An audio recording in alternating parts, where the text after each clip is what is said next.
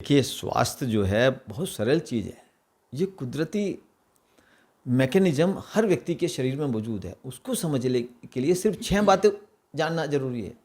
पहली बात तो ये है कि नेचर के साथ कनेक्ट कैसे करें, इस प्रकृति के साथ कैसे सामंजस्य बैठाएँ आप, सूरज के साथ, पृथ्वी के साथ, एयर के साथ, वाटर के साथ, उनको सीखना पड़ेगा। ये रियल एजुकेशन है। और दूसरा शुद्ध योग, कि जब तक बाहर से कितनी स्वच्छता हम रखें, अगर हमने शरीर को भीतर से शुद्ध नहीं किया तो कोई बाहरी स्वच्छता काम नहीं आएगी।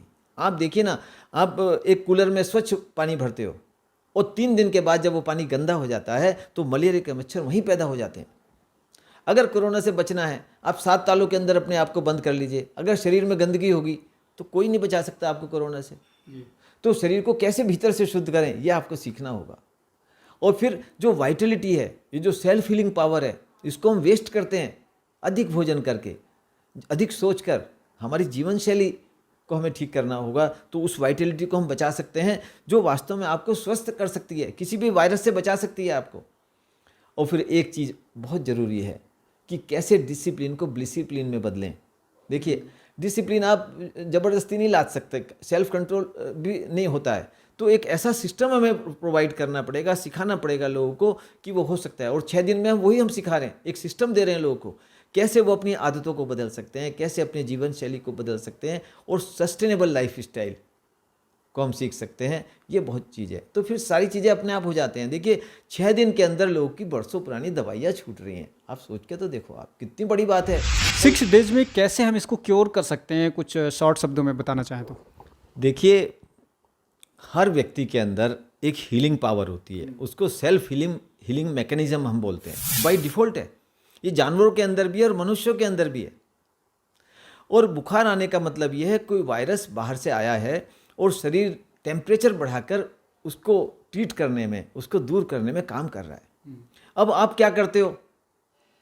और जो सबसे बड़ी जो गड़बड़ है कि आप उस फीवर के पीछे पड़ जाते हो। फीवर आपका मित्र है, शत्रु नहीं है। और यही गड़बड़ सारी हो रही है। फीवर को अपना काम करने दो तो किसी मेडिसिन की आवश्यकता नहीं है। आप घर पर रहकर विदिन 6 डेज किसी भी वायरल को, कोरोना भी उसमें शामिल है, किसी भी वायरल को आप ट्रीट कर सकते हो 6 दिन के अंदर। तो क्या ऐसा संभव है कि बॉडी में इस तरह के कोई ऐसा वायरस आ जाए और जिसका कोई इलाज भी ना हो, फिर भी निजी अस्पतालों में करोड़ों लाखों रुपए के बिल बैठा दिए जाएं?